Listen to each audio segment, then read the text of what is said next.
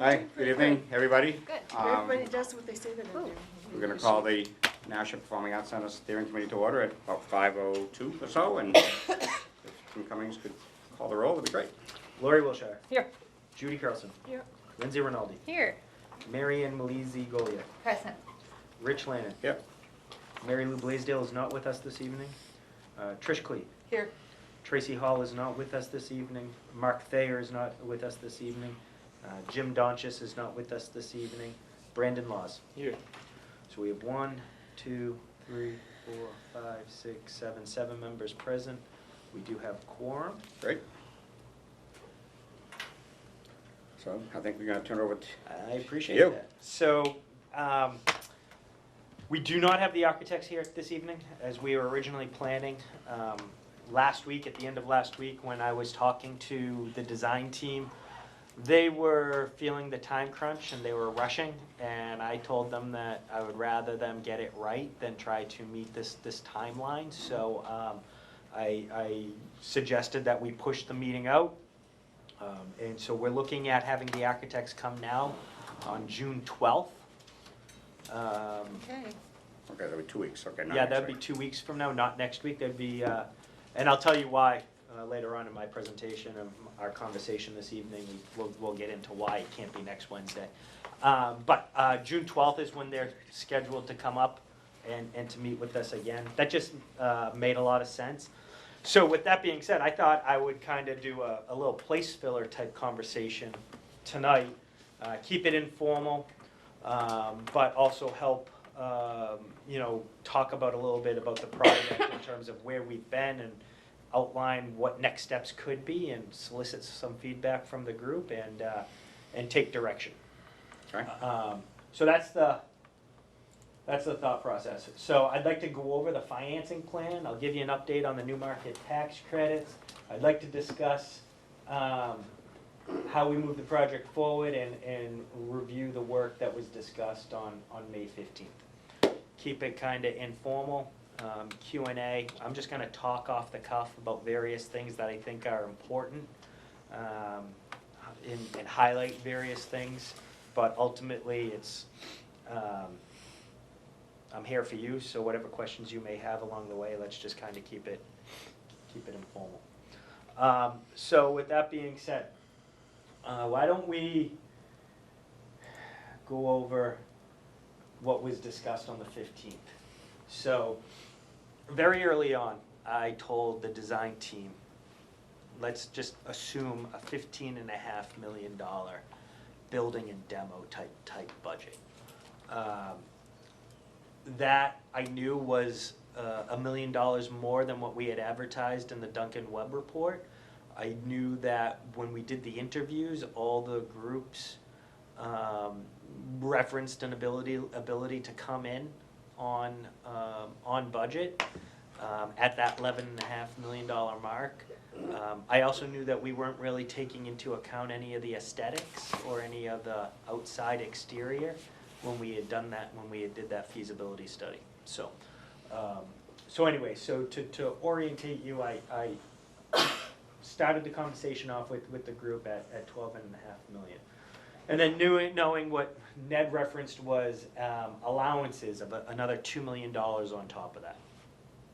That $2 million in allowances is FF&E and AV and technical equipment type of budget. Again, that is approximately $1 million more than what we had outlined in the Duncan Webb report. And that again, just kind of orientating you came about because when we did the feasibility study and we had talked about various elements of the Performing Arts Center as we moved forward, it became very clear to me that what we had originally discussed, scoped out, talked about, the best example I can give you is the telephonic seating was not necessarily contemplated in the Duncan Webb feasibility plan, but was clearly something that the city was interested in. So during the schematic design process, an all-in type budget that we were kind of getting at was 18 million. The design team knew with confidence, and they presented to you on the 15th, that they could redesign it down by 1.3 million. They knew in that 18 million that there was approximately 1 million of what I refer to as infrastructure improvements necessary, streetscaping. I've asked this explicit question to the design team. Can we do the project without this $1 million investment? The answer is yes. It's not gonna be as good, it's not gonna be as ideal, it's nothing I would ever recommend, because it's not gonna give you the experience, and right now, that's what the group is trying to do. When I say the group, I'm referring to the design team. They're trying to give you what they think is their best representation of what the Performing Arts Center can be. But could we do it without having that additional $1 million yes, the answer is yes. We were carrying in the 18 million, some contingencies, which I was suggesting was outside of the contingencies. So that was approximately 1.5 million. It's just a rough number. And then we were looking at reallocating some of that 2 million that I was talking about in allowances into the project budget. Again, call it $500,000.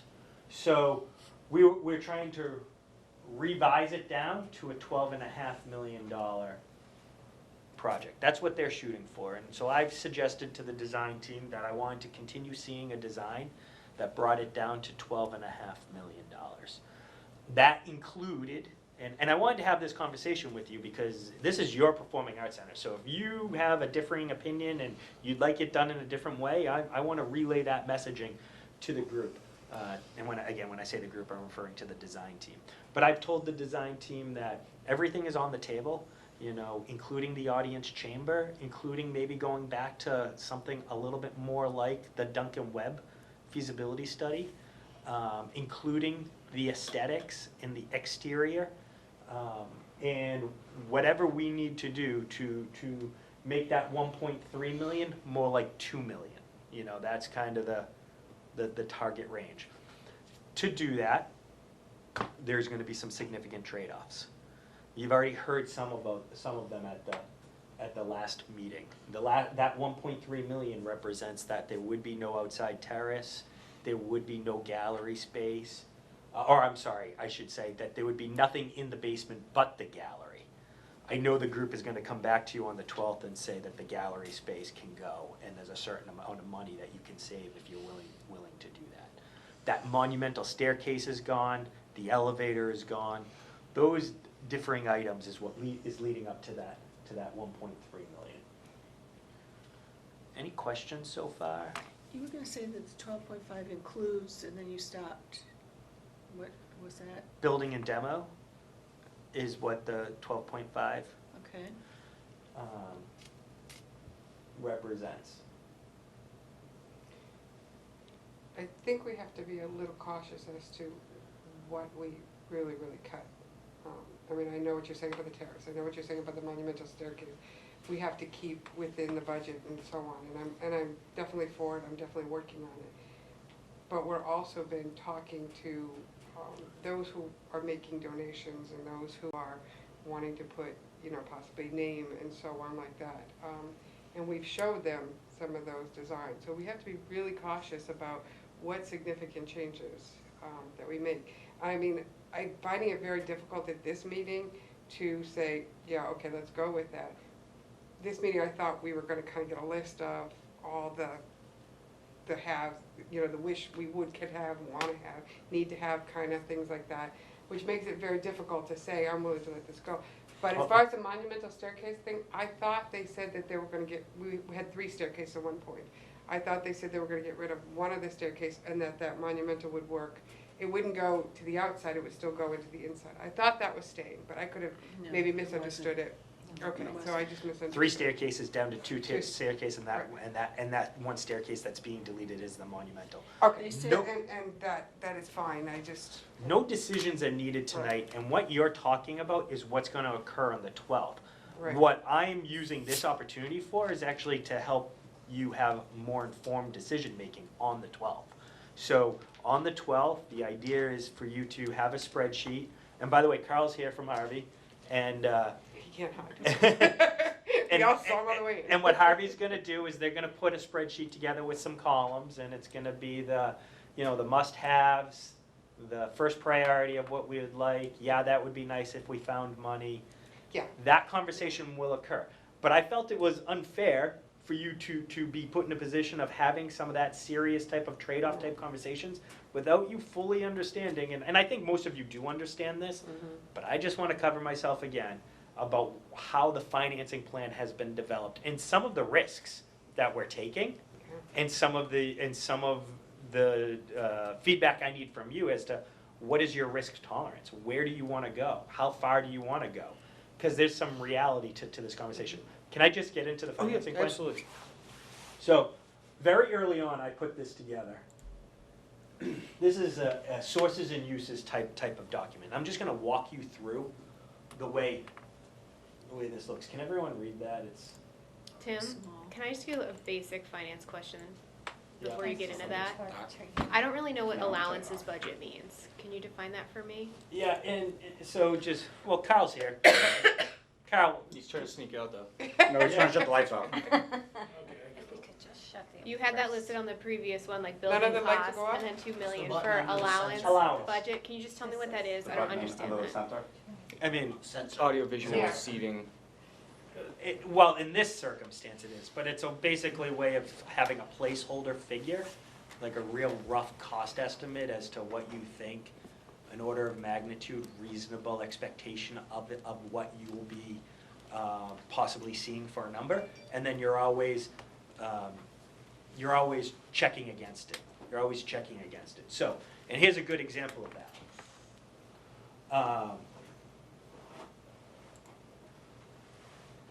Right here, I had said that I did an allowance of $1 million for FF&E, knowing that was really high.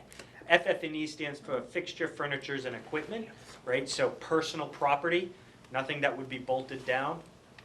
I didn't know what the real number would be for that, right? So that's kind of like a good estimate. What we had in the Duncan Webb study was like $100,000, right? Right. So that's what we had, right? So that's what we had at the Duncan Webb study. But let me walk you through the financing plan, and then when we talk about reallocating some of the money, it's some of this. So, and we've been on the phone with Pete and his team over the last couple of weeks talking about what is an appropriate number to carry in this line item. Remember, this is all internal accounting. We've had, various elements of this project moving in and out of certain buckets as we've been trying to make this project work. So would it be fair to say that like a synonym is like just approximation? Yeah. Okay. It's an I allowance. just wanted to get it clear because I didn't understand. It's basically me saying to you, this is how much you have to spend, Okay, got it. but you don't have more. It's literally like an allowance. Okay, Right? got This it. is what you have, work with it, design to it. Mhm. No, I knew very early on this one was over, we were over allowing in this area. And See. we'd probably have to reprogram that money when the time came. But I wasn't exactly sure where that would be, and I didn't want to make that call saying, we only need $200,000 there, so $800,000 is free to be reprogrammed somewhere else. Mhm. Talking with the architects very early on, talking with Duncan Webb very early on, they kind of said these are the type of allowances you see for these types of projects, and that's how we kind of made the decision. Thank you. All right, so let me just quickly walk you through the revenue on this, okay? So we have approved, this is the only number, and I want to be clear on this. This is the only number that we have approved. That's $15.5 million bond. Next, we have a new market tax credit, which we were modeling at 5.2. I'm budgeting only 4.2.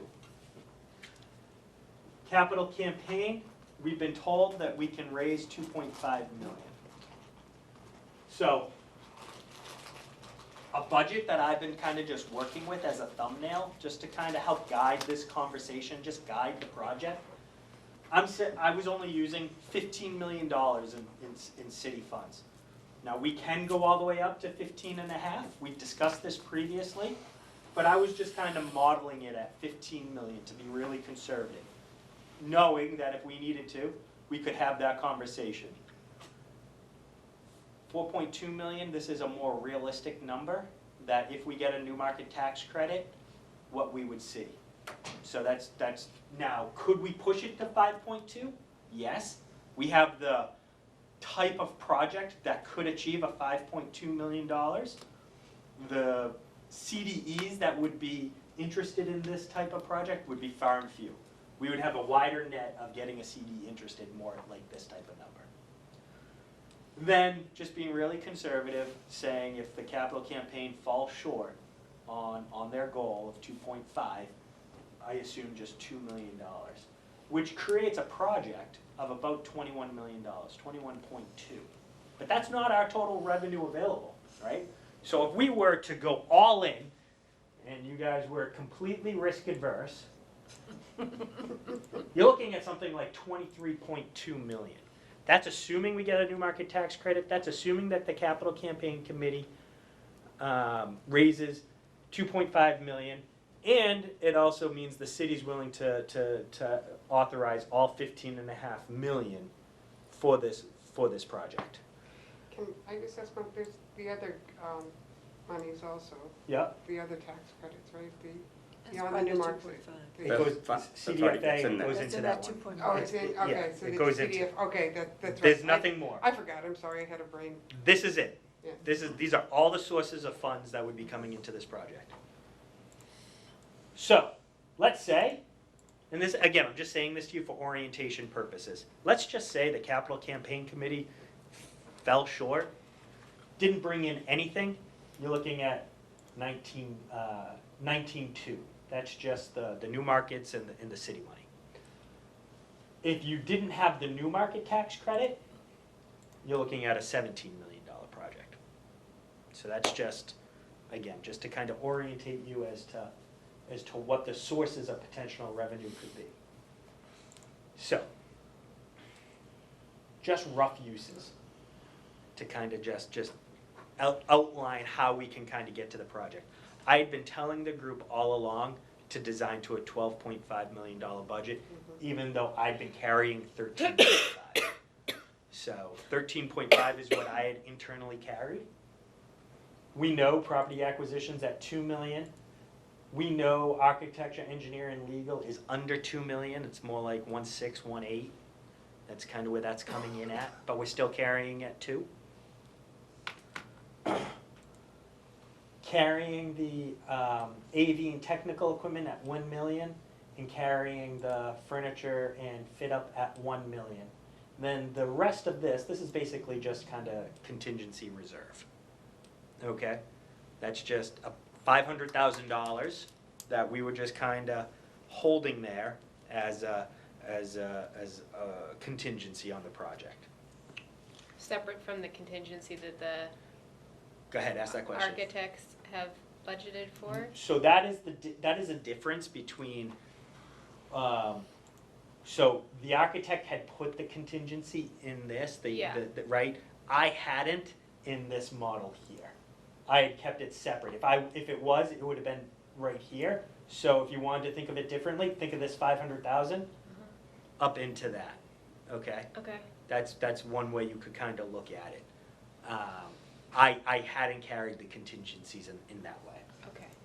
But then here's the other point, and Fred raised this point earlier, and it's one that should be discussed. It's not for me to decide, but I'm carrying 1.2 for an endowment. I'm also thinking that if we have any leftover money, if it doesn't go into the building, that money would fall into the endowment fund. That's how originally I conceived it. So you're looking at something like a 1.2 to 1.5 type of endowment fund. Now, do we need to have the endowment fund? We have Pete here, and I don't want to put him on the spot this evening. I'm not going to negotiate with him, but he has represented that he doesn't necessarily need the endowment fund to do what he wants to do. It would be good. It's good to have. But in future conversations, if it's something that this group wants to talk about, I would want to know that so I could engage Pete as to whether we could free up some of that endowment fund and put it into the building. Where is the best value? What is the trade-off? because that is what we're talking about. It is a good, healthy question to have. Under the Duncan Webb feasibility study, we were originally conceiving a nonprofit was gonna come in and run this, and this nonprofit had an operational gap that the city wasn't interested in supporting, which needed a certain amount of money to close that gap. That isn't necessary. So having this money available may be something that you'd be interested in seeing. So can I jump in on that real quick? Sure. So part of what those discussions have been with the endowment, some of it I think is,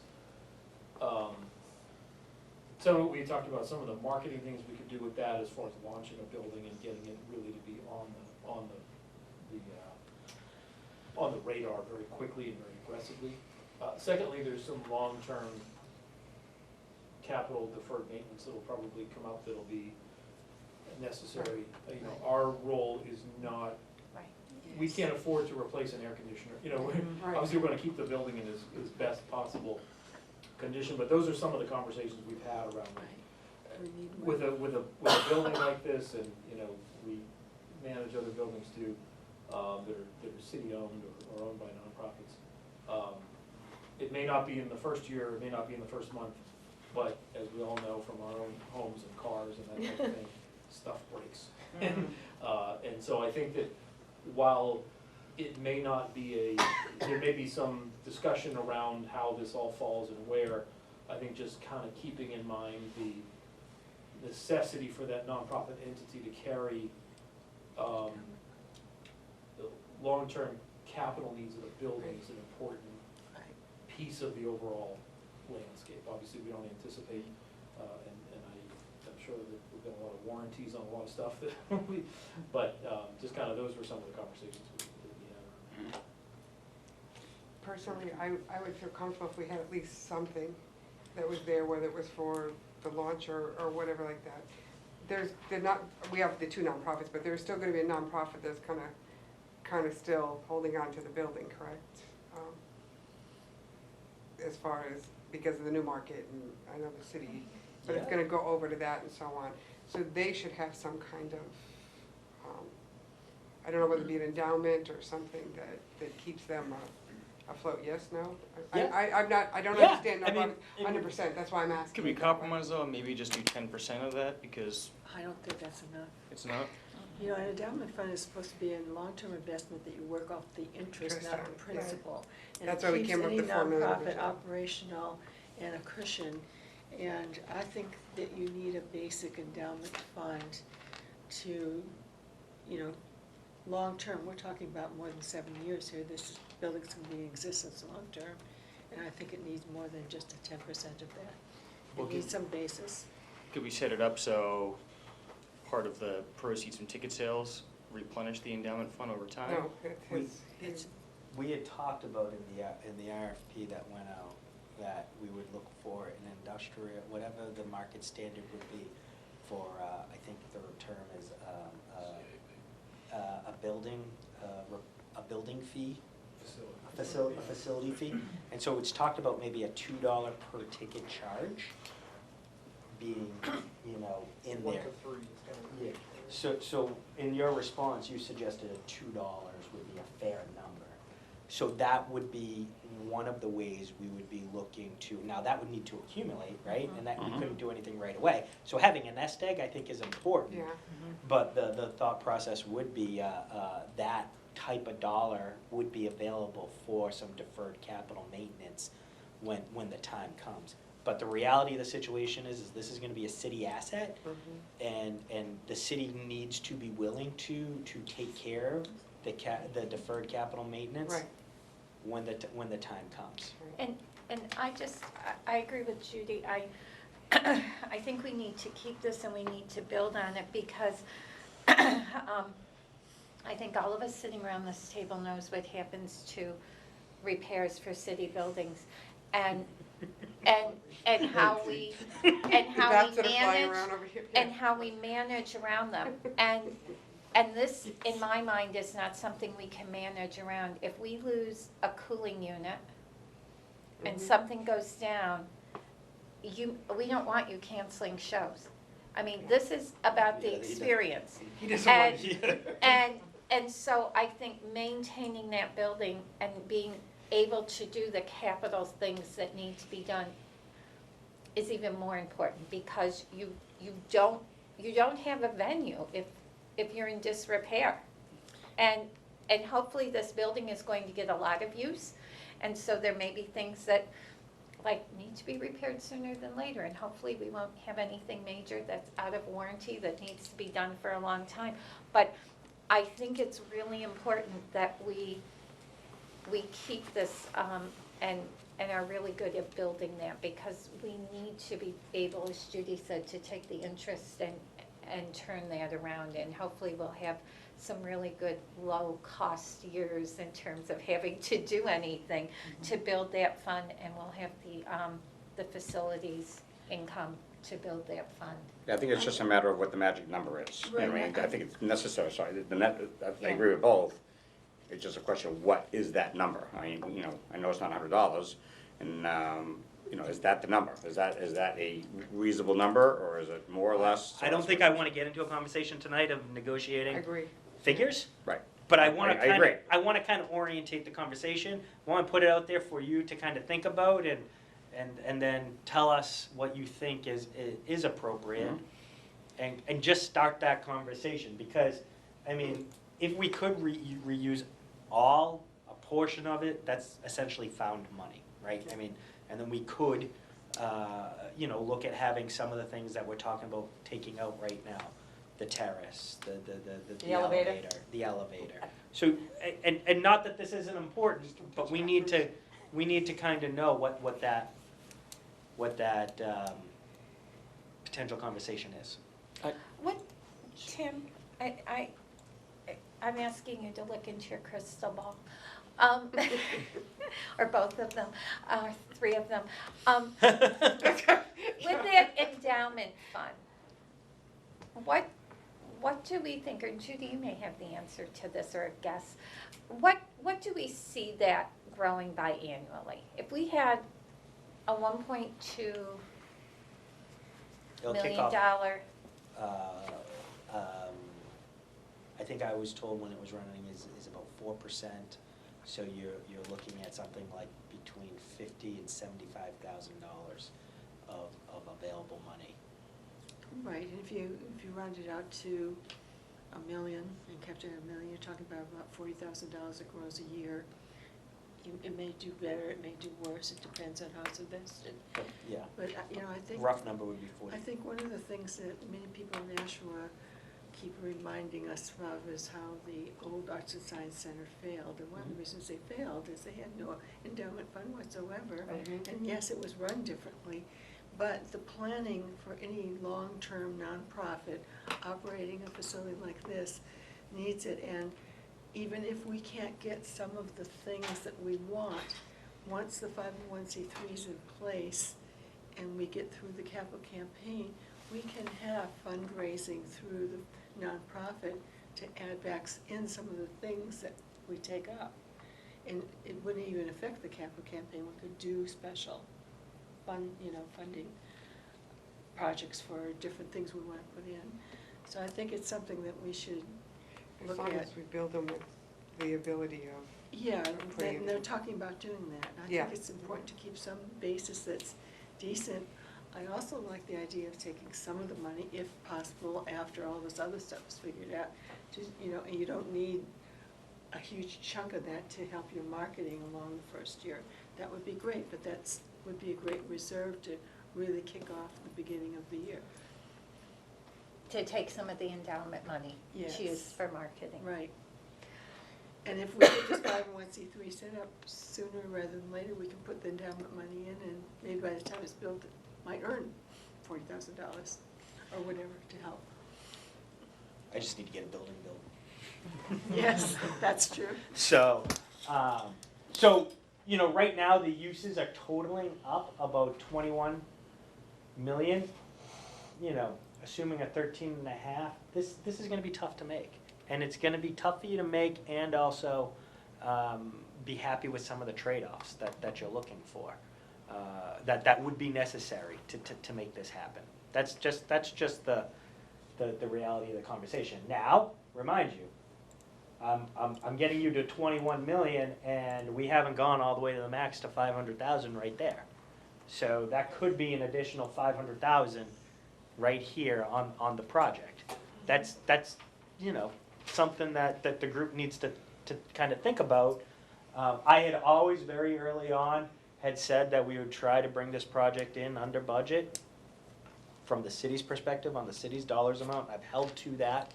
I put in a $500,000 kind of placeholder as to trying to bring in, leveraging the non-city money for our benefit, so we weren't actually trying to bring in, bonding to the maximum authority that we could.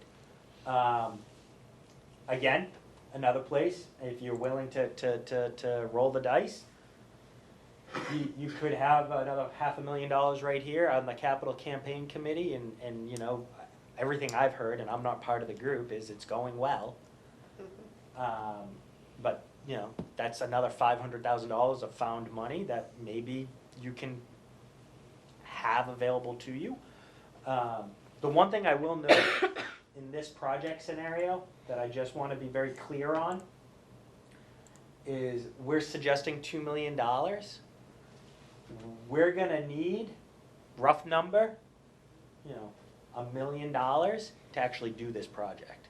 I'm counting on, you know, $800,000 to $1 million of this money going to this project. And we will need to make sure that $1 million showed up. I've had conversations with with our capital campaign consultant, Betsy McNamara. I sat down with the chair, Deb Novotny, explained this all to them, outlined that we would be looking to enter into a guaranteed maximum price contract for late summer, early fall. So, you know, it would be a risk on the city's part to enter into that contract, assuming $1 million was showing up. And so maybe we don't want to even look at counting on this money. And so if that's the case, then you're really looking at a $2 million project. So, you know, these are the things that I wanted to kind of present to you, put it out there, make you aware of it, get your feedback on as to how you'd like to see this structured as we move forward. But this is the, you know, this is the conversation we've been having. We could, right, another scenario, look at going back to the Duncan Webb report and building a building that is outlined in the Duncan Webb report. That would be a 500-seat type venue. It would be more of a black box. I know the group doesn't want to do it. I've already talked to the design team about what out of the Duncan Webb report could be done to help bring down the project costs. So we're gonna be presenting all that to you, and then you can make the decision as to what direction you'd like to go. Obviously, when the design group came in, they said that they could deliver on this type of project with the type of budget that was available. I'm really pushing them to live up to that. I think it will be really tough to do, but they're not giving up. They think there's a pathway forward. So some of the things that we got excited about over the last few weeks are going to be the trade-offs, though, and that's just the reality of the situation. Any questions at this point? You talked about the gallery space. Yeah. A couple of years ago, the Courier got from Nashua $1 million and some odd amount of dollars. And they expressed an interest in having some kind of a gallery space in this venue. Has any conversation been had with them about how they would contribute some of that $1 million That's not the towards? I doubt it's $1 million, it's probably whatever the interest off the $1 million is that they would be willing to reinvest. Just knowing how nonprofits work. So I'm going to tell you the conversations I've had, and my conversations are a year or two old. I have not been privy to the more recent conversations that have been occurring. I do know that they are being engaged by some folks here in Nashua. But the conversation that came about, 2 years ago now was the Courier was interested in programming the space, and they would use the funds that were being, reallocated to them, diverted to them, whatever you want to say, to program the space. They had no interest in paying rent. They had no interest in contributing to the building costs.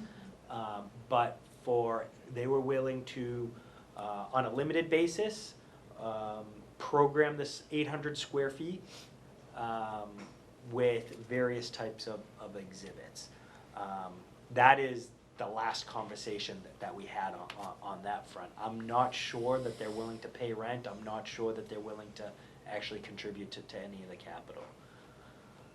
Yeah, the only other conversation I think I mentioned a couple weeks ago was I've had with two committee members, it's not the board of directors, but the committee members that were gathering information and probably other things too, that they did have that meeting a few weeks ago, and they're just talking it amongst the board about what the desires are, and they know that we need to have at least some answers in what their desires are very soon, so that we can plan accordingly, both from a design and obviously financially.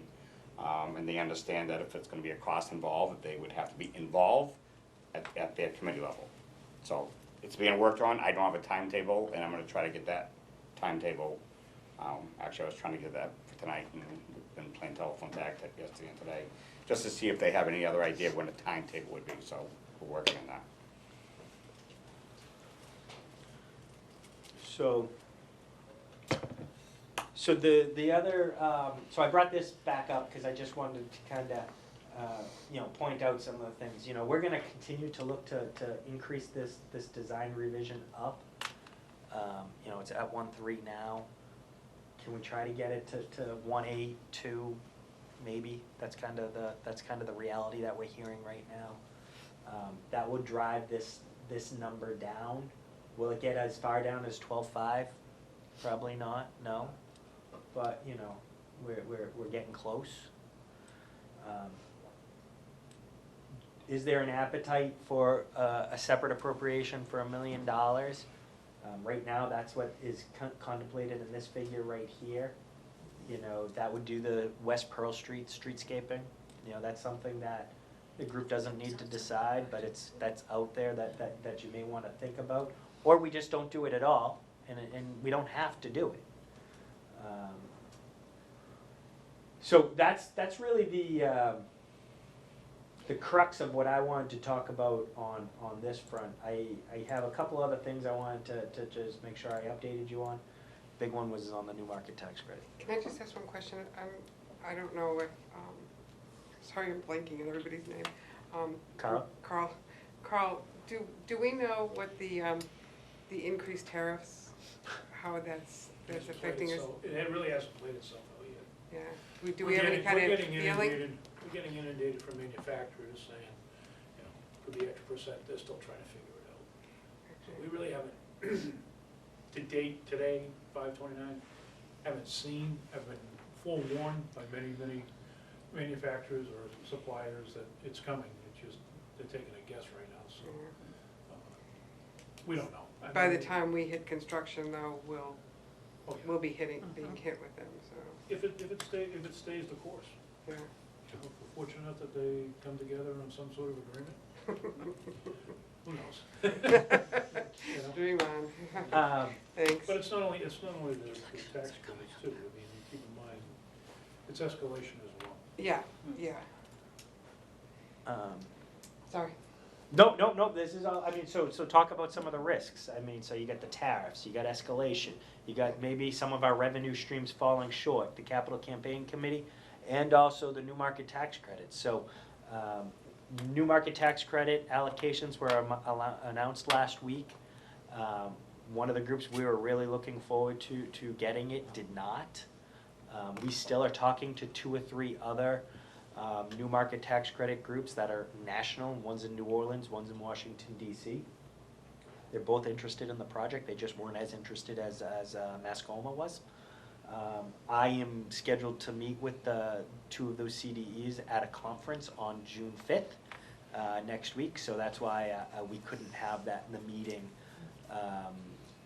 with, because I'll be down in DC. I'll be down in DC meeting with those two groups with our New Market Tax Credit consultant for June 5th and June 6th. And so that is something that we're continuing to work on, but, you know, the group needs to realize that this project, as being currently designed, unless you were to look at going more back to the Duncan Webb type project, is gonna need the New Market Tax Credit to make this project work. And it doesn't necessarily need to be as high as 4.2. We have that condition in our bond where we have to have non-city money, private money of $4 million. We could take a combination of the capital campaign and some of the New Market Tax Credits, but we have to get over that $4 million threshold. These are kind of all the exercises that we're going through right now to try to make this project work. You know, that's you know where we're at with the project. I still believe that this is a viable project and we can make it work. It's going to take some trade-offs. It's going to take some time as well. Time is against us. I want to say that we're only authorized on the bond until end of February, first week in March, something to that effect. But that's where we're at. That's kind of the various issues that are kind of moving out there that we need to work through. I appreciate anyone's thoughts, comments, concerns. Well, I think this is really good that you updated us all on it, but I still am optimistic, so. I mean, We have our work to do, but yes. I mean, not that I want to take the pressure off of the design team per se, but if you agree with this revenue stream, we've been carrying 13 and a half in our, you know, building and demo budget, if you will. We're pretty close to that right now. And if you're willing to reallocate some of the other revenues that we've talked about, or reallocate some of the uses that we've talked about, you know, we're in striking distance. You know, I guess that's probably the best way I would describe it. Okay, please. So, if we reallocate, I don't have my list in front of me from last week, but I think elevators and the outdoor patio, however you want to describe it, were two of the big things that we talked about. Do we have enough to reallocate to cover those, to bring them back?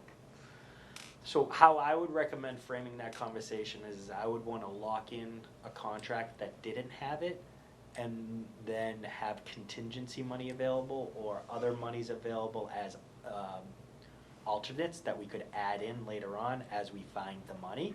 I believe, to answer your question, you're looking at, Carl can correct me if I'm wrong on this, that's about $500,000 is what you're going to need. The elevators probably. For both items. Yeah, right? for both Yeah. items. Yeah. Correct. You know, I'm probably being a little high, but I'd rather say $500,000 just to be safe for just those two items. Okay. The elevator was a little bit more of an issue though, because if we went down to one elevator, we would make it a much larger, so it could be it would be more centralized. Correct. So trying to come in afterwards and putting in a second elevator is probably not in the cards for us. Is that correct? So I'm going to defer to Carl on this. You could build the shaft now and put it in later if you wanted to. That would be the safe thing to do, it'd be the least disruptive. Right. I want to give you my take from sitting here. I think a passenger service elevator has a different connotation than a freight elevator. Right, Yes. and I meant to Don't say look at it as a- passenger service, yeah. Don't look at it as a freight elevator. No, no. It's gonna be large enough that Pete and his guys can move some things around that they need. Right. I think you can get creative where it can be situated in such a way that, you know, you got the people coming in, people going out, using the elevator. Beyond that, it's really Pete's elevator when he needs it to prep the show and what have you. I think there's a way around that if you could. If it meant making the project work without it, or not making it with it, I think Tim's on the right idea. I think we look at it as an alternate. We may look at possibly putting the shaft in at this point in time to make it least disruptive, and add it later if need be. Personally, I don't have an issue with it because you had spoken about some places that didn't even have a really decent size elevator, and you guys make it work. So I think Yeah. having, as you said, a passenger service elevator that you could pad when you have to bring your stuff in, and that would have dual usage, may not be the most perfect thing, but I think it's We also a talked. good thing. Yeah, we also talked about the number of people who are going to be on the ground floor versus the number of people who are on upper floors. And how the Exactly. handicapped people would be on the ground floor. So the use of the elevator isn't 750 people by Right, any exactly. means. Mhm. Well, by ADA requirements, you have to provide access and seating in all areas. You know, Right. You can't say it's just down on the first level. So. But what she's sure, saying in is that design, the, But the they're gonna have reality of it- ADA seats Right. upstairs, just a question of what show it is, how busy it is. And no, but what she was saying is the ridership of the elevator will not be 750. Oh, It would gosh, only no. be the top Not at all. portion. That's what you were trying Right, to, exactly. that was the point she was trying to make. I mean, if you look at the Verizon Arena, much different venue, but if you look at Mhm. Verizon Arena, 99% of the people are walking up those stairs to get That's to right, get that's what inside people the do. show. So the same would happen here, I'm sure. Yeah, I do think that you can't just assume that everyone with mobility issues is going to stay on the first floor, because if No. we have an outside I don't think we patio, said that. people will want to go up to the second floor. Or if there is a bar up there and their friends are seated up there, people may want to go up there. So I don't think we can say, oh, everyone with mobility issues will be segregated. wasn't That's not what she was saying. Okay, No, so, Just saying she was just that talking the about the majority ridership of it. Right. People are gonna be on the ground floor. and I agree with that. I just, and then it went to people who are handicapped will be there, but they may want to move around the building. I guess, and I had this conversation with Tim, well, I just mentioned my thought to him briefly, not too long ago. I think we need to look at this project as a total package inside and outside. And we've talked about like this total experience, and if the outside is lousy to walk to and there are barriers to make it easy to get to, or right now the drawings we have all have that outside patio, and people are really excited about that. And is that going to be something that's going to be part of what this building is all about? Because Carl, you said to us, we can put in the supports and later go back and put the surfaces in. Again, I think all of us have been around the city enough, and looking at that endowment fund and thinking about where the money is going to come to put those things in. Do we want to wait 5 years to put in the patio? Do we want to wait 3 or 4 years to put another elevator in? How long do we want to wait to do the streetscaping? Or should, when we open this building, should it be one new experience in the area? And I think we all need to think real long and hard, especially some of us around this table, who for some reason all happen to be seated on the same I know, side. is that the way we planned I this? know. All of them on that side, everybody else over here. But I think we all need to think very long and hard about, this is what we came up with an initial figure for the bond, but is that really sufficient? And do we need to look at increasing the bond a bit? And I will tell you that, and I'm not saying we're gonna do this, I just did this in round numbers, so we had a sense. Increasing the bond by 4.5 million, so to 20 million, would She increase gasps. the tax rate by 0.2%. So 0.2%. So I just think, as we start in the next couple of weeks talking about what do we have to have, what should be in this building, what do we think as a community, if we open the building, we will find the funds to come back and add. Because I think, I look at all the capital projects we have. Mhm. We just put a shade canopy I at agree. Roby Park by the generosity of the Moran family.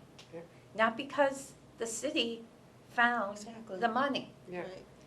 And so I think we reasonably, I mean, I think we would not be doing our duty if we didn't also consider that. I know it's uncomfortable, but I think, again, I think as Alderman Clee mentioned, we look at Court Street, and, we need to maintain a building, but we also have to have a building that has the finishings when it opens, I think, to get a reputation of this is really a great space. And part of the space is the exterior. So I'm just gonna say that as something I think we all need to think about. I want to add to what you said about, because you brought up Court Street, and I've actually been doing a lot of reading about Court Street and how it went defunct in 1997, how they did, and one of the things was, as I think Judy had pointed out, was they didn't have an endowment, they were having difficult time trying to raise money and so on, and it was going every which way. I think this is a more planned out, I mean, I looked at the plan that they had, and it was kludgy at best, it was, let's try to do this, let's try to do that. I foresee this as a really good plan. I don't disagree with you. I think even Mr. T-Boom has been coming and speaking and saying, you guys should just do this and get it over with. I'm not so sure that come November, the four of us will be sitting at this table if that happened. But I want to do the right thing by the city, so I don't disagree with you. I absolutely agree with you. Yeah, and just to add, and I'm not on that side of the table. But you are in the but middle. I'm in the middle here, I guess. And I don't want to play the middle of the road, but, no, and I agree, I think obviously we gotta be budget, Right. we gotta watch this budget. And there are maybe some things we just can't say, let's just, make this gold-plated Right. and money is no object, and I don't think, No. we don't want it, never mind the city and everybody else would want that. Fortunately, or unfortunately, yeah, there is a design out there. There are meetings with donors, being part of the Capital Improvement Committee. We have an event with some donors that included some donors that could be potentially at high amounts just this coming Monday. They're being showed the plan. They're being showed a terrace. Yeah. They're showing, granted, if you get rid of that deck on that lower level, that surprised me when that came up, because it never really caught it before. I mean, there's a couple of things, sure you could do. The elevator situation, maybe, I don't know. But we can't, and I know too, just using an example, but like going back, for instance, to a Dunkin' Web, changing this whole style of building, not having the patio, making it 500 seats, we definitely can't go there, and if there's another way, and I'm not sitting on the Board of Aldermen, having to listen to everybody to talk about, hey, we'll just grab a few more $1 million. But I think it has to be done right, or we're all wasting our time. Yeah. I think this has to be done right. Again, somehow, some way, we gotta figure out, maybe not everything, like you said, and we gotta look at those trade-offs in a couple of weeks. But I think some of the important things in the outdoors, I mean, the style of it, that outdoor patio, not just because the bar, and probably my favorite place to go. I just think that's how it's being presented, and people are really excited about what this looks like. It's out there, it's in the papers, it's on Facebook, it's everywhere, and we're presenting it to people. We can't change it drastically. I think some of the things that we can do was, they said about cutting back on glass and those things can be done, but I agree with you as far as the terrace is concerned. We can't be talking to people about making big donations, very large donations, and saying, oh, by the way, the terrace isn't gonna come for 5 years. That's why I brought that up right from the beginning. I think getting, creative with a passenger service elevator, and I know that's not a whole lot of money, perhaps getting rid of the staircase that you spoke of, again, not a whole lot of money, but nickels and dimes here and there. I don't wanna have to sit in that Board of Aldermen meeting and say, we need this much money, but if it's something we have to do, it's something we have to do. We can't go back to Duncan Webb 500. We've already talked about 750 is the only way that Spectacle is going to make it work and so on.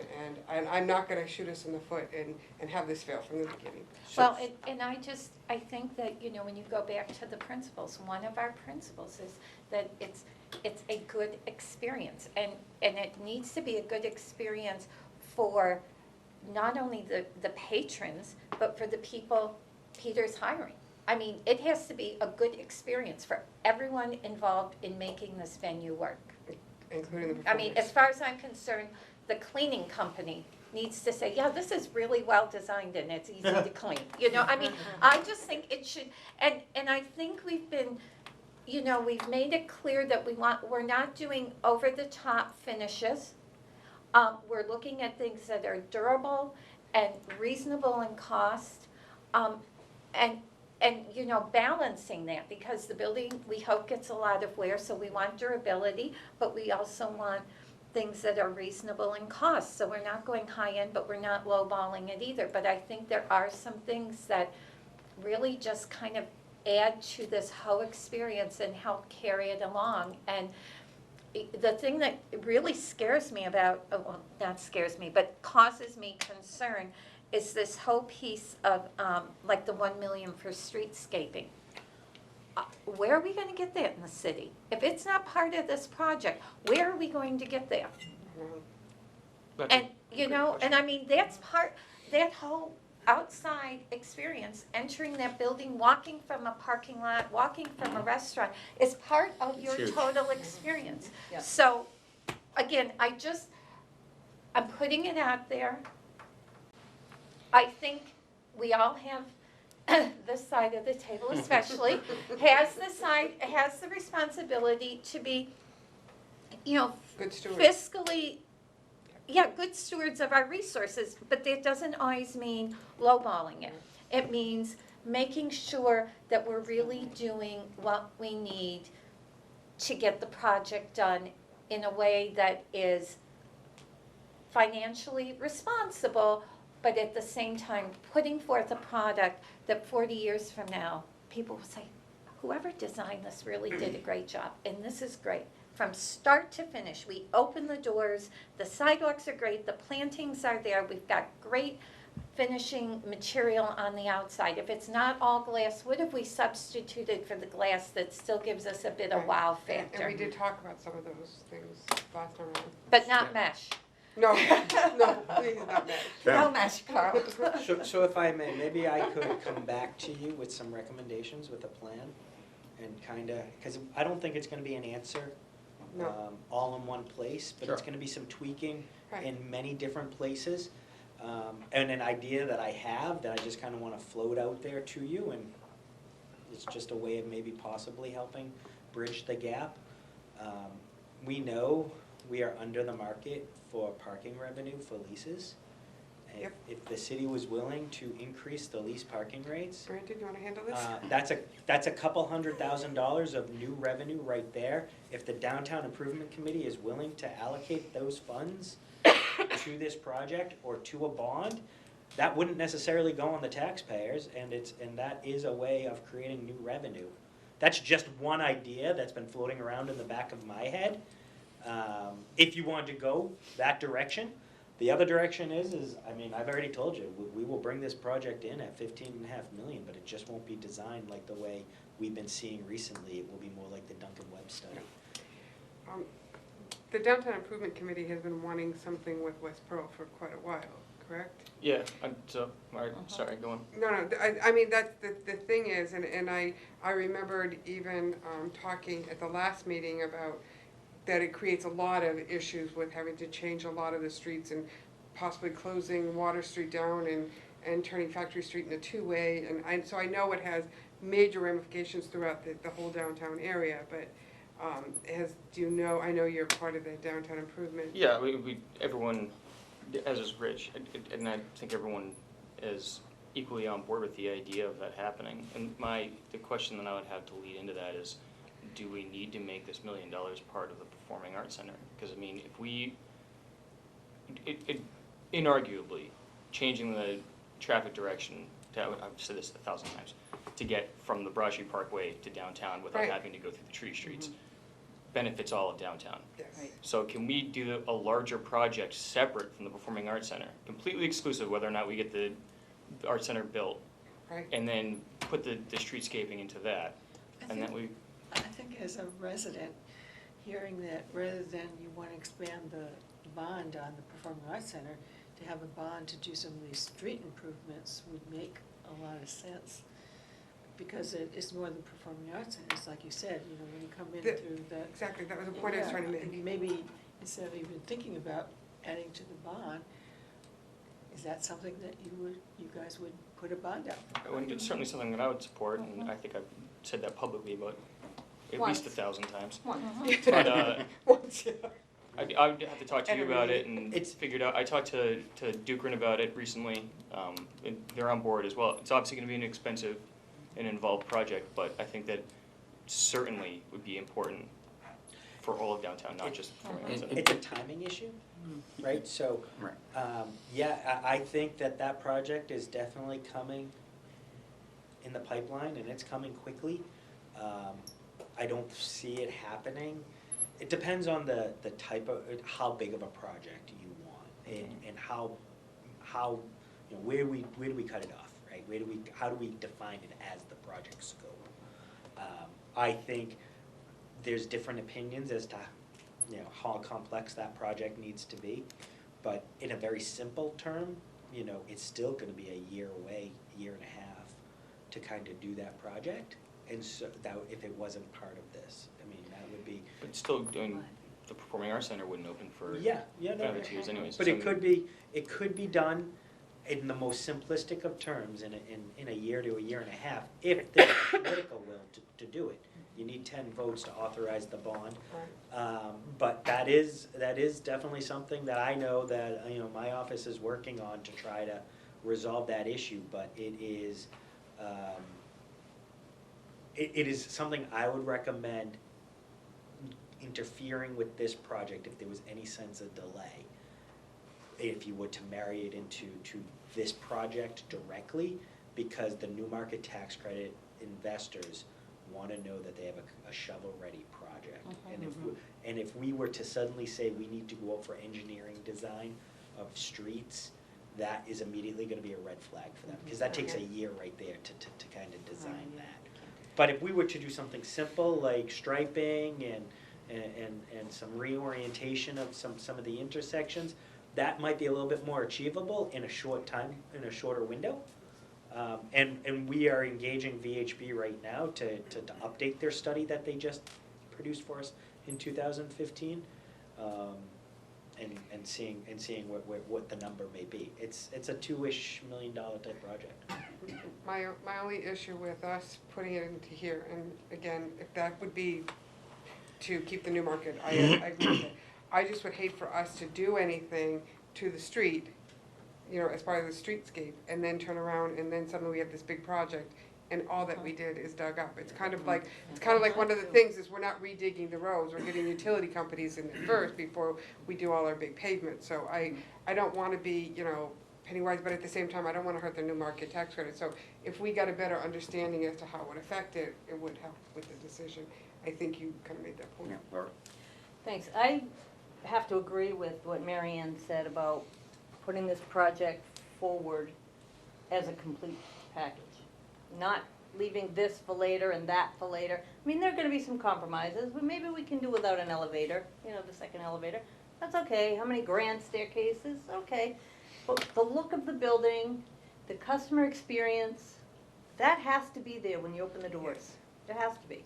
And the terrace, I mean, that has to be part of this. It's what we're putting out there, it's what people are expecting of this, and I think we really need to make that happen. I'm curious to see what those compromises are gonna look like, on Yeah, in a couple weeks. The 12th. The 12th, yeah. I think Yes. that's gonna be a very important meeting for us to Yeah, look at the yeah. list of all those things. Yeah, and if I just felt like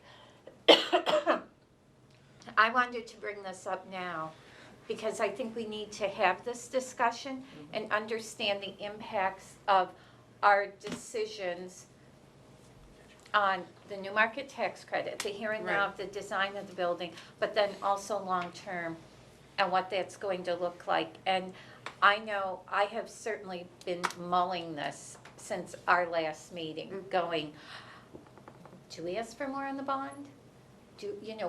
What do we do? What do we leave out? What do I really think people will want to go without? Especially since, you know, as everyone said, there's so much excitement. People who I thought were going to say, you have got to be kidding me, are like, oh my God, that's amazing. Mm-hmm. And oh my God, to be able to go and maybe even sometimes have it open on the weekends for lunch. If there's a show there, you open up early and I don't have to go to the show, but I could come up and have a drink, not even, you know, going to a show. So people people are excited about this, and so I just feel like we need to have the conversation. So I wanted to say it today rather than waiting for 2 weeks from now, so we can all just start thinking about it. Okay. And, I agree with you. and I'm not saying we're gonna roll, repaving Pearl Street and doing gates on Pearl Street and all these other things that have been talked about in the past, but I think we need to think about, do we need to move some of those transformers? Because regardless of what we do now or 5 years from now, some of this stuff has to happen. So, Yesterday. I just think we need to think a little broader than the four walls of the building. Yes. I agree with Mary Ann with what she's talking about, and my only thing I would throw out there is that you were talking about a possible increase in the tax rate because of adding to a bond. I'm sure the city has some number of amount of bonded debt, and that's not a number that I keep in my head. But you have bonded debt, you have bonds that are being paid off this year. Are there bonds that will be paid off in the near future? And I'm thinking maybe 20-year bonds from like the high schools. Right. That's Right. gonna free up Money for the middle schools. money for the middle school. And this. But, I mean, that's less money that the taxpayer would be paying towards those bonds. So if you were to add a bond, add more to your bond, wouldn't that sort of even out with what's being paid now without increasing bonded debt The account, the budget. in the budget? Yeah, so what's being discussed is there a way to keep our debt service at a stagnant or relatively reasonable line as opposed to the tax rate? And the answer to that is probably yes, but I the might real have to do it over question, here. the real question Okay. is what choices are you willing to make in terms of other capital projects that would need to be put off? Yeah. And this community, the city has a lot of capital projects that need to occur. The school can't be put off. So that's, that's gonna be something that you're gonna need to wrestle with if you wanna go in that direction. I will caution you, I think politically, with the $15.5 million going out to the ballot, even though it was advisory, I think, that's a political scenario that you should really think through deeply. Even though it was non-binding, I think there are some strong sentiments or tenets that you can kind of know from that, which is, the public, has an expectation of $15.5 million off of, being from the residents of Nashua, or the taxpayers of Nashua, I should say. But if there's a way to increase the budget with other revenues, I think that's something that you should really maybe potentially entertain, or look to, live with some of the compromises that are being suggested. At the end of the day, we're not that far off. We're in striking distance. We are, it's gonna be tight, it's gonna be close, but it's not the worst case scenario. There is some breathing room. But, I wanted to more importantly make sure you are aware, fully understanding all the different financial ramifications before you go into a design conversation on the 12th where you're thinking about the trade-offs. And just because I've been saying 12.5 million, doesn't necessarily mean that you have to get there if you're willing to cut back in other areas. I think, personally, the only way I would feel comfortable going back to the taxpayers and asking for more money is if it was directly correlated to a large bump in import fees for raw materials because of the tariffs. Sure. Because, that's a possibility. Yeah. But that's one of the reasons why I asked that question, but we're not gonna know that. We would have to come up with this decision fairly quickly, and we're not gonna know that number at this point. So unless we could justify it by rolling in something such as the project for the West Pearl, or, streetscape or something like that, but we're still only talking about 1 million there, we're not talking 4 million. So- I've always been led to believe, and correct me if I'm wrong, that it's been common practice here in Nashua for bonds to increase for inflation as projects move forward. So, as we get ready, maybe, if you're gonna do it, maybe For the that. tariffs, Not just for the tariffs, No, but just for the- just for inflation Inflation. costs. just inflationary costs, because that was a stagnant number, and I don't know what that is. I would have to talk to Carl. It's probably not a lot, but it's something. But again, we still have to, as you pointed out, the political, it's the citizens that have a hard time understanding, and I'll be straight with you. I've been tasked by a number of people to come up with a bullet of where we started, what we've done, and including give a general definition of new market tax, because while they watched your, thing of the roadshow, the CDEs and this nonprofit and that nonprofit, there's a lot of questions that come up, and I can answer them fairly simple, and doing things like pointing to the Facebook page and pointing to spectacle management so that they understand the operating procedure of that. That's gonna be easy enough. But, even something as simple as saying, well, we're increasing because of inflation, it sounds convoluted, like we're playing a game with them. So I think honesty, and while I don't like the idea of going up on it, I would rather be straightforward and say, this is what we're gonna end up with if we don't do this. And when we first put this through, we looked at a 500. We've now learned that 750 is going to be what's gonna make money, and that's what brought in spectacle and so on. As long as we're honest and we're straightforward, they're not gonna like it, they're still gonna hate it, but I know Mr. T. Boom has pointed out many times, do it right or don't do it at all. And I would hope more people would follow in his thinking, but, Lindsay? With the information that we have today, I would feel a little bit more comfortable just keeping the pressure on the architects and seeing what they come up with at the compromise number. You're Because here. I think that Oh, no, we're kind of scaring ourselves without knowing really what the Exactly. compromises are or the full extent of the compromises, just because they're cutting different things or whatever, or there's gonna be trade-offs. We don't know what that's gonna look like yet. We just don't.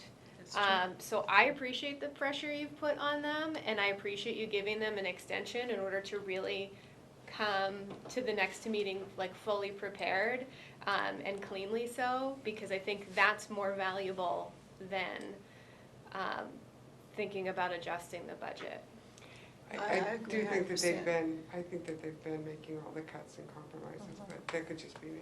Well, we haven't seen line by line stuff, and this could be my I agree with you. inexperience talking, Yeah, because yeah, you you guys have built haven't. buildings and I haven't, so. I haven't, so I'll match your experience, and I'll just build on that and say, we also don't know how much money we've got in our wallet, so it's like going grocery shopping and not knowing how much you can spend. So we're talking about cutting things, but we don't know if we even have to. So I'm with you, I think that we're kind of freaking ourselves out right now without having any solid numbers. And granted, that's my inexperience as well, but I'm cautiously optimistic that we're gonna be able to pull this off. I think we're gonna pull it off too. Yeah, and I think going through this exercise was a very good experience. I mean, I personally am not scared by it, maybe it's because I've seen other building projects, and you gotta know what you're up against, and I really appreciate all the work that God went into this to inform us of what we're up to, but I'm very optimistic too. I just, I said to Tim, I really wanted to see that list today, so I was disappointed they weren't here. And quite frankly, if we can get the list a day or two before the meeting so we can mull it over, That would be very helpful. rather than ask. coming in here and saying, here's the list, what do you think? I And can in, ask. in That would be school good. projects, in the past, we have gotten a list, and had an opportunity to look at it and Digest it. and digest it and see what That would it, be very so, I am going to make that request. Because otherwise, to be quite honest, if the meeting goes over 2 hours, that's on them, because I think they're gonna be asking us for decisions in 2 weeks, and we need to make sure we know what we're talking about. The Yeah. other part of that is, I would like us to come in on budget, and I would like us to end up with a finished product we feel the community will like. But I also think that, the conversation has just been about what are we gonna cut and what are we not going to do, and I just think we need to think full circle. It's a great So, point. do we need to ask for $1 million increase in the bond and do 16.5? I mean, I just gave a round number to get a sense of what that would do to the tax rate. But I think we need to look at that and just say, is there something we just say, no, this has to be here? We feel this is something that really kind of makes or breaks the experience. And again, we're doing 250 more seats than we had anticipated. And so I just think we need to go into it knowing that there are lots of options and just keep an open mind about it. I hear you, Lynn. That's a great point. I guess I'll just say, I really thought it was important to push off the conversation because I want that costing exercise to be accurate. Yes. So you have real good numbers instead of rushing it. Exactly. Instead of rushing it and having them appear before you Right. this evening and have a lot of be what ifs, we would have just been back here in 2 weeks. So I figured it'd just be good to push it off, but, and our schedule really hasn't slipped that much. You know, we're still on track for making the timelines that we had talked about, so. So I will ask for it to be in advance. I don't know if they'll be able to do that or not, but I will certainly tomorrow send an email off. Carl, I think, is in the back of the room and heard the request, so I'll make sure Ned is aware of it and get that out to you, so you can have that And Tim, in preparation. I would just say to them, Tuesday night is not in advance. Right. Many of us work. Yep, Tuesday, understood.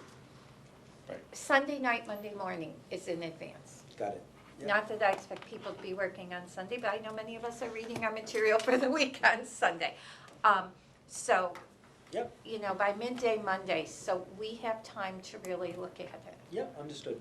I will make them aware of that request and talk to them about it and let you know how that goes.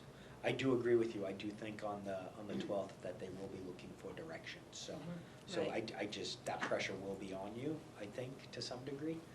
Which is one of the reasons why I really wanted you to kind of have this context more than anything else. So you kind of knew the differing variables and you could weigh them and decide how best you wanted to move forward. Yeah, and I think we can handle that, once again, if, like Mary Ann said, as long as we're prepared, and we need to be prepared before we walk in here at 5 o'clock next Right. Wednesday, 2 weeks from now.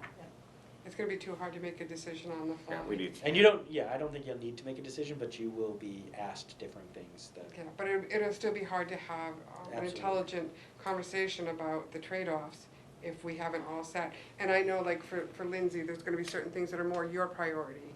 And Judy may have, right, and Judy may have some others, and this side of the room may have even different. What's the bottom line? But that's what I'm saying, is so I think, because we're all gonna basically eat it on our own and then come back with our own decisions. What Lindsay may say is a must, I may go, meh, I don't care. But I'm gonna listen to Lindsay because I know she's the expert, so that would change my mind and it would lead me in a different direction, but giving us And all I that. think the key too is that I think we've been doing a really good job at taking the lead on a lot of this from the person who's gonna be operating the Yeah, facility. And we have to exactly. continue to do that. I agree. So that's all I had. Okay.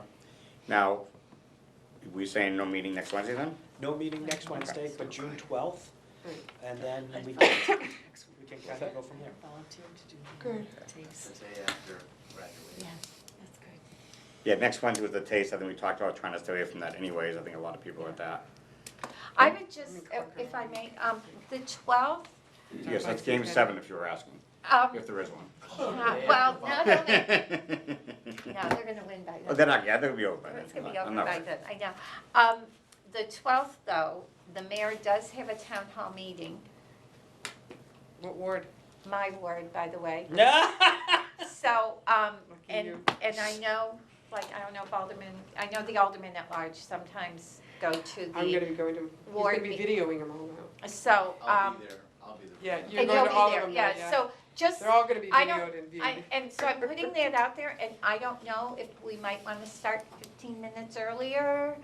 I'm gonna put that out there because I know. What Lindsay time would is have a his? difficult What time. time is it? Seven.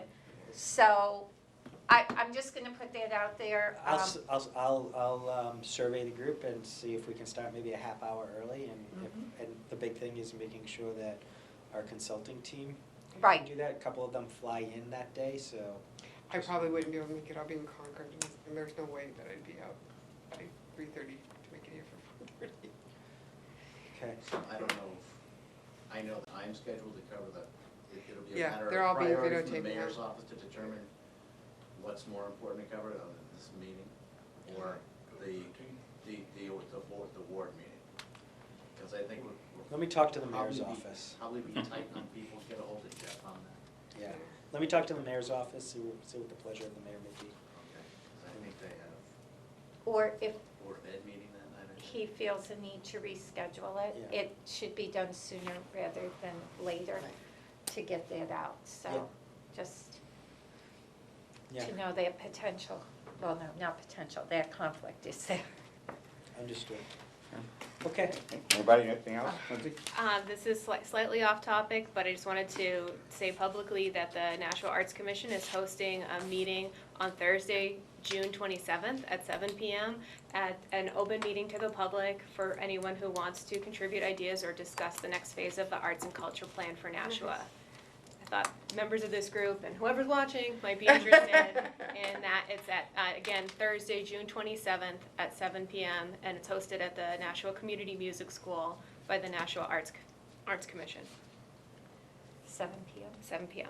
Is there something The Nashua Music? that you can, The Nashua Community Music School, Community Music. just Yeah, in you have to- the is there some middle kind of yard. an event or any Yeah. notice that you could maybe email the group? Yes. Or even email it to me and I can distribute to both committees? Yes. Yeah, Yeah, it's that would it's be Judy's great. workshop, I just wanted to mention it. Yeah, and we were requesting it, you go on Facebook and say you're coming, because we have So you'll to know, compare the yeah. numbers, yeah. Yeah. So an event would be good. Anything else from anybody? All right, motion to adjourn, So we. second? Second. Thank you, we'll see everybody in 2 weeks. Great, thank you. Thank you.